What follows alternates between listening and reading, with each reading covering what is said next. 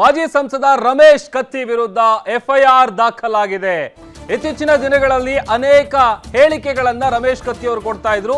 ಈಗ ವಾಲ್ಮೀಕಿ ಸಮುದಾಯದ ಬಗ್ಗೆ ಅವಹೇಳನ ಹೇಳಿಕೆಯ ಆರೋಪ ಕೇಳಿಬರ್ತಾ ಇದೆ. ಹೀಗಾಗಿ ರಮೇಶ್ ಕತ್ತಿ ವಿರುದ್ಧ ಕೇಸ್ ದಾಖಲಾಗಿದೆ.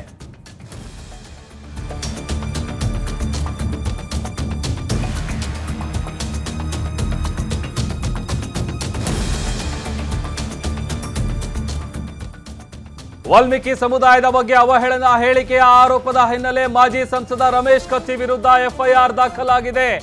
ಯಾದಗಿರಿ, ದಾವಣಗೆರೆಯಲ್ಲಿ ಕೇಸ್ ದಾಖಲಾಗಿದೆ. ರಮೇಶ್ ಕತ್ತಿ ವಿರುದ್ಧ ಜಾತಿ ನಿಂದನೆ ಕೇಸ್ ಫೈಲ್ ಆಗಿದೆ. ಸುರಪುರ ಪೊಲೀಸ್ ಠಾಣೆಯಲ್ಲಿ ಈ ಕೇಸ್ ದಾಖಲಾಗಿರೋದು. ದಾವಣಗೆರೆಯಲ್ಲಿ ಬಡಾವಣೆ ಠಾಣೆಯಲ್ಲೂ ಕೂಡ ಕಂಪ್ಲೇಂಟ್ ಫೈಲ್ ಆಗಿದೆ, ಎಫ್ಐಆರ್ ದಾಖಲಾಗಿದೆ. ಡಿಸಿಸಿ ಬ್ಯಾಂಕ್ ಚುನಾವಣೆ ಸಂದರ್ಭದಲ್ಲಿ ಒಂದು ರೀತಿ ಹಗುರವಾದ ಮಾತುಗಳನ್ನು ಆಡಿದ್ರು. ವಾಲ್ಮೀಕಿ ನಾಯಕ ಸಮಾಜದ ಮುಖಂಡರಿಂದ ದೂರನ್ನ ಕೊಡಲಾಗಿದೆ. ರಾಜ್ಯದ ಹಲವೆಡೆ ರಮೇಶ್ ಕತ್ತಿಯವರ ವಿರುದ್ಧ ಪ್ರತಿಭಟನೆಗಳು ಕೂಡ ನಡೀತಾ ಇದೆ. ಕೂಡಲೇ ಅವರನ್ನ ಬಂಧಿಸಬೇಕು ಅನ್ನುವಂತಹ ಆಗ್ರಹವನ್ನ ಪ್ರತಿಭಟನಾಕಾರರು ಮಾಡ್ತಾ ಇದ್ದಾರೆ. ಮತ್ತೊಂದು ಕಡೆ ರಮೇಶ್ ಕತ್ತಿ ವಿರುದ್ಧ ಎಫ್ಐಆರ್ ಏನು ದಾಖಲಾಗಿದೆ ಅದರ ಪ್ರತಿ ಕೂಡ ನಾವು ನಿಮಗೆ ತೋರಿಸ್ತಾ ಇದ್ದೀವಿ. ಈಗ ಅಟ್ರಾಸಿಟಿ ಕೇಸ್ ದಾಖಲಾಗಿರೋದು, ಅದು ಜಾತಿ ನಿಂದನೆ ವಿಚಾರಕ್ಕೆ ಸಂಬಂಧಪಟ್ಟಂತೆ ಕಂಪ್ಲೇಂಟನ್ನು ಕೊಡಲಾಗಿದೆ. ಅದೊಂದು ಕಡೆ ಈಗ ರಮೇಶ್ ಕತ್ತಿ ಏನಿದ್ದಾರೆ ಮಾಜಿ ಸಂಸದರು, ಒಂದು ಕಡೆ ಚುನಾವಣೆ ಕಾವು ಪಡ್ಕೊಂಡಿದೆ, ಮತ್ತೊಂದು ಕಡೆ ಈ ಚುನಾವಣೆಯ ಬೆಳವಣಿಗೆಯ ಸಂದರ್ಭದಲ್ಲಿ ಜಾತಿ ನಿಂದನೆಯ ಕೇಸ್ ದಾಖಲಾಗಿದೆ. ಅದೊಂದು ಕಡೆ ರಾಜ್ಯದ ಹಲವೆಡೆ ರಮೇಶ್ ಕತ್ತಿಯವರ ವಿರುದ್ಧ ಪ್ರತಿಭಟನೆಗಳು ಕೂಡ ನಡೀತಾ ಇದೆ. ಕೂಡಲೇ ಅವರನ್ನು ಬಂಧಿಸಬೇಕು ಅನ್ನುವಂತಹ ಆಗ್ರಹ ದೊಡ್ಡ ಮಟ್ಟದಲ್ಲಿ ಕೇಳಿಬರ್ತಾ ಇದೆ.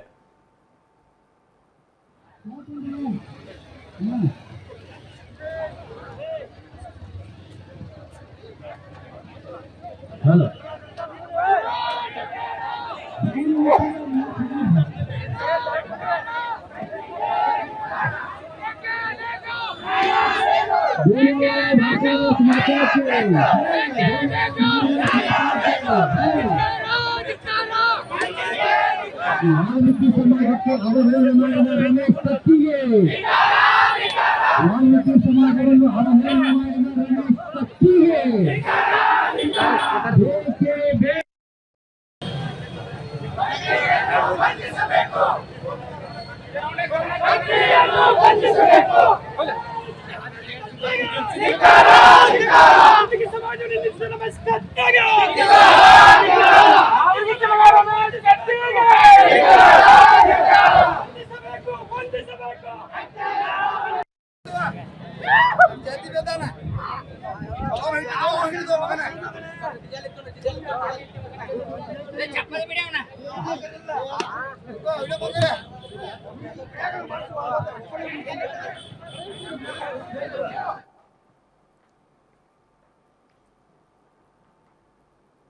ನಾಗಪ್ಪ ಮಾಲಿಪಾಟೀಲ್ ನಮ್ಮ ಪ್ರತಿನಿಧಿ ಹೆಚ್ಚಿನ ಡೀಟೇಲ್ಸ್ ಅನ್ನ ಕೊಡ್ತಾರೆ.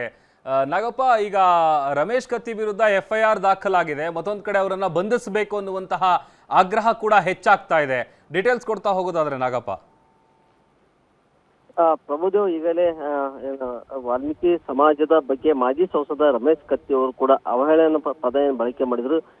ಈ ಘಟನೆ ನಂತರ ಏನು ಸಾಮಾಜಿಕ ಜಾಲತಾಣದಲ್ಲಿ ಕೂಡ ರಮೇಶ್ ಕತ್ತಿ ಅವರ ಮಾತನಾಡಿದ್ದು ಎನ್ನಲಾದಂತಹ ವಿಡಿಯೋ ಕೂಡ ಸಾಕಷ್ಟು ವೈರಲ್ ಆಗಿತ್ತು. ಈ ಪ್ರಕರಣಕ್ಕೆ ಸಂಬಂಧಪಟ್ಟಂತೆ ಸುರ್ಪುರ್ನಲ್ಲಿ ಕೂಡ ನಿನ್ನೆ ಪ್ರತಿಭಟನೆ ಕೂಡ ವಾಲ್ಮೀಕಿ ಸಮಾಜದವರು ಕೂಡ ಮಾಡಿ ಆತರ ಮೇಲೆ ಬಂಧನ ಮಾಡಬೇಕೆಂದು ಆಗ್ರಹ ಮಾಡಿದ್ರು. ಇಂದು ಸುರ್ಪುರ್ ಪೊಲೀಸ್ ಠಾಣೆಯಲ್ಲಿ ಕೂಡ ವಾಲ್ಮೀಕಿ ಸಮುದಾಯದ ಮುಖಂಡರು ಕೂಡ ದೂರು ಕೂಡ ನೀಡಿದ್ದಾರೆ. ಏನಂತಂದ್ರೆ ನಾಗರಾಜ್ ಫ್ಯಾಮ್ಲಿ ಅವರು ಕೂಡ ರಮೇಶ್ ಕತ್ತಿ ಅವರ ಮೇಲೆ ಕೂಡ ದೂರು ಕೂಡ ನೀಡಿದ್ದಾರೆ. ಕೂಡಲೇ ಆತನನ್ನು ಜಾತಿ ನಿಂದನೆ ಕೇಸನ್ನು ಕೂಡ ದಾಖಲಾಗಿದ್ದು, ಕೂಡಲೇ ರಮೇಶ್ ಕತ್ತಿ ಅವರನ್ನು ಬಂಧನ ಮಾಡಬೇಕು. ಮತ್ತೆ ಈ ಪದೇ ಪದೇ ಇಂಥ ನಿಂದನೆ ಮಾಡುವಂತ ಕೆಲಸ ಏನಾಗ್ತಾ ಇದೆ, ಇಂಥ ಘಟನೆ ಆಗಬಾರ್ದೆಂದು ಒತ್ತಾಯ ಕೂಡ ಮಾಡಿದ್ದಾರೆ. ಪ್ರಭು, ಓಕೆ, ಥ್ಯಾಂಕ್ ಯು ನಾಗಪ್ಪ ನಮ್ಮೆಲ್ಲ ಡೀಟೇಲ್ಸ್ಗಾಗಿ.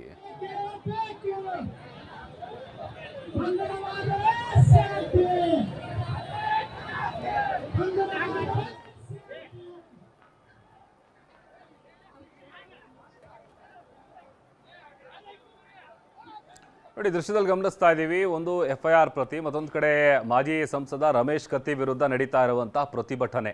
ಬೆಳಗಾವಿಯ ಚೆನ್ನಮ್ಮ ಸರ್ಕಲ್ ಏನಿದೆ ಅಲ್ಲಿ ಅವರ ಪ್ರತಿಕೃತಿಯನ್ನು ದಹಿಸಿ ಆಮೇಲೆ ಚಪ್ಪಲಿ ಹಾರಗಳನ್ನು ಹಾಕಿ ಈ ಕೂಡಲೇ ಅವರನ್ನು ಬಂಧಿಸಬೇಕು ಅನ್ನುವಂತಹ ಆಗ್ರಹಗಳು ಹೆಚ್ಚಾಗ್ತಾ ಇದೆ. ಮತ್ತೊಂದು ಕಡೆ ಅವರು ಅವಹೇಳನಕಾರಿಯಾಗಿ ಮಾತನಾಡಿರುವಂಥ ಒಂದು ವಿಡಿಯೋ ಕೂಡ ಸಿಕ್ಕಾಪಟ್ಟೆ ವೈರಲ್ ಆಗ್ತಾ ಇದೆ. ಅದು DCC ಬ್ಯಾಂಕ್ ಚುನಾವಣೆಯ ಸಂದರ್ಭದಲ್ಲಿ ಅವರು ನಾಲಿಗೆ ಹರಿಬಿಟ್ಟಿದ್ದಾರೆ, ಹೀಗಾಗಿ ಅವರನ್ನು ಇಮಿಡಿಯೇಟ್ ಆಗಿ ಬಂಧಿಸಬೇಕು ಅನ್ನುವಂತಹ ಒತ್ತಾಯಗಳು ಕೂಡ ಪ್ರತಿಭಟನಾಕಾರರು ಮಾಡ್ತಾ ಇದ್ದಾರೆ. ಸದ್ಯ ಚೆನ್ನಮ್ಮ ಸರ್ಕಲ್ನಲ್ಲಿ ನಡೆದಂತಹ ಪ್ರತಿಭಟನೆಯ ದೃಶ್ಯಗಳನ್ನು ಗಮನಿಸ್ತಾ ಇದ್ದೀವಿ. ಅವರ ಫೋಟೋ ಇದೆ, ಜಾತಿ ನಿಂದನೆಯ ವಿಚಾರವನ್ನು ಉಲ್ಲೇಖಿಸಿ ಬ್ಯಾನರ್ಗಳನ್ನು ಹಿಡಿದಿದ್ದಾರೆ. ಆಮೇಲೆ ಅವರ ಪ್ರತಿಕೃತಿಯನ್ನು ದಹಿಸಿ ಚಪ್ಪಲಿ ಹಾರ ಹಾಕಿ ತಮ್ಮ ಆಕ್ರೋಶವನ್ನು ಪ್ರತಿಭಟನಾಕಾರರು ಹೊರಹಾಕಿದ್ದಾರೆ.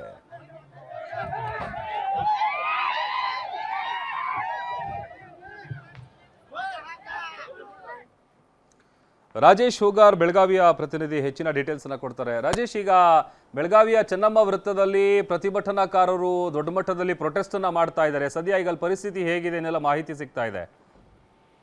ಎಸ್ ಪ್ರಭುದೇ, ಅಂತಂದ್ರೆ ಮಾಜಿ ಸಂಸದ ಏನು ರಮೇಶ್ ಕತ್ತಿ ಅವರು ಏನು ವಾಲ್ಮೀಕಿ ಸಮುದಾಯಕ್ಕೆ ಏನು ಅವಹೇಳನಕಾರಣ ಏನು ಶಬ್ದವನ್ನ ಬಳಕೆ ಮಾಡಿದ್ರೆ ನಿನ್ನೆನೆ ಅವರ ವಿರುದ್ಧ ಏನಂತಂದ್ರೆ ಏನು ಕ್ಯಾಂಪ್ ಪೊಲೀಸ್ ಸ್ಟೇಷನ್ ಅಲ್ಲಿ FIR ಕೂಡ ದಾಖಲಾಯಿತು. ನಂತರ FIR ದಾಖಲಾದ ಸಂದರ್ಭದಲ್ಲಿ ಕೂಡ ಅವರು ವಿಡಿಯೋವನ್ನ ಹೇಳಿಕೆಯನ್ನ ಬಿಡುಗಡೆ ಮಾಡಿದ್ರು. ನಾನು ಯಾವುದೇ ರೀತಿ ಪದ ಬಳಕೆ ಮಾಡಿಲ್ಲ, ಒಂದು ವೇಳೆ ಪದ ಬಳಕೆ ಮಾಡಿದ್ರೆ ಅದನ್ನ ನಾನು ವಾಪಸ್ ಇದು ಮಾಡ್ಕೋದೆ ಅಂದ್ರೆ ಕ್ಷಮೆಯನ್ನ ಆಚಿಸ್ತೇನೆ ಅನ್ನೋ ನಿಟ್ಟಿನಲ್ಲಿ ಒಂದು ಹೇಳಿಕೆಯನ್ನ ಬಿಡುಗಡೆ ಮಾಡಿದ್ರು. ಆದ್ರೂ ಇವತ್ತಿನ ಬೆಳಗ್ಗೆ ಜಾವನು ಕೂಡ ಏನು ವಾಲ್ಮೀಕಿ ಸಮುದಾಯದವರು ಗೋಕಾಕ, ಬೆಳಗಾವಿ ಹಾಗೂ ಸುತ್ತಮುತ್ತಲ ಬೇರೆ ಬೇರೆ ಜಿಲ್ಲೆಯಲ್ಲೂ ಕೂಡ ಏನೋ ದೊಡ್ಡ ಮಟ್ಟದಲ್ಲಿ ಪ್ರತಿಭಟನೆ ಕೂಡ ಹಮ್ಮಿಕೊಂಡಿದ್ದಾರೆ. ಅಂದ್ರೆ ಅವರು ಕೇವಲ ಹೇಳಿಕೆ ಬಿಡುಗಡೆ ಮಾಡಿದ್ರೆ ಸಾಲದು, ಅವರನ್ನ ತಕ್ಷಣ ಬಂಧಿಸಬೇಕು ಅಧಿಕಾರಿಗಳು, ಪೊಲೀಸ್ ಅಧಿಕಾರಿಗಳು ತಕ್ಷಣ ಬಂಧಿಸಿ ಸೂಕ್ತ ಕಾನೂನು ಕ್ರಮ ಕೈಗೊಳ್ಬೇಕು. ಅಲ್ಲದೆ ಅವರು ಬಹಿರಂಗವಾಗಿ ಬಂದು ಕ್ಷಮೆಯನ್ನ ಆಚರಿಸಬೇಕು. ಇದರಿಂದ ನಮ್ಮ ಸಮುದಾಯಕ್ಕೆ ಬಹಳ ಏನೋ ನೋವನ್ನು ಉಂಟು ಮಾಡಿದ್ದಾರೆ ಅವರು. ಅಂದ್ರೆ ಆ ಪದ ಏನಿದೆ ಅದು ನಮಗೆ ನಮ್ಮ ಸಮುದಾಯದ ಮೂಲ ಏನೋ ಇದಿರುತ್ತೆ, ಅದಕ್ಕೆ ನೇರವಾಗಿ ಕರೆಯುವಂತ ಶಬ್ದನ ನಮಗೆ ಸಾಕಷ್ಟು ನೋವು ಉಂಟು ಮಾಡಿದೆ. ಹಾಗಾಗಿ ಸದ್ಯ ಅವರನ್ನ ಏನು ತಕ್ಷಣವೇ ಬಂಧಿಸಬೇಕು ನಿಟ್ಟಿನಲ್ಲಿ ಸಾಕಷ್ಟು ಪ್ರತಿಭಟನೆ ಕೂಡ ನಡೆದಿದ್ದಾವೆ ಅಂತ ಹೇಳ್ಬೋದು ಪ್ರಭುದೇವ್. ಓಕೆ, ಥ್ಯಾಂಕ್ ಯು ನಿಮ್ಮೆಲ್ಲ ಡೀಟೇಲ್ಸ್ಗಾಗಿ ರಾಜೇಶ್.